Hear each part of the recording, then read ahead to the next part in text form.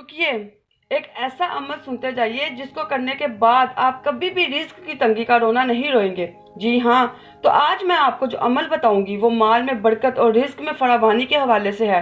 اگر آپ نے یہ عمل کر لیا تو رزق کی تنگی، قرض چڑھنے، معاشی مشکلات، مفلسی، ناداری اور کسی بھی طرح کی بے بسی یا پریشانیوں میں پھنسے ہونے کا رونا نہیں روئیں گے، بلکہ راحت میں آ جائیں گے اور دین اور دنیا دونوں کی دولت نصیب ہوگی انشاءاللہ تعالیٰ۔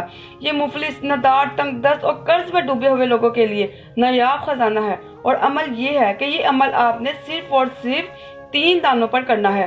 آپ نے 3 دانے الائچی کے لینے ہیں اور ان کو باوضو ہاتھ میں پکڑ کر ان پر اول و آخر درود ابراہیمی پڑھنا ہے نماز والا، اور درمیان میں 129 مرتبہ سورۃ الکوثر پڑھنی ہے۔ پھر ان دانوں کو گھر کے خشک آٹا کے اندر آپ نے چھپا دینا ہے، اور پھر آپ نے روزانہ بعد نماز عصر 29 مرتبہ اس آٹے پر سورۃ کوثر دم کرنی ہے۔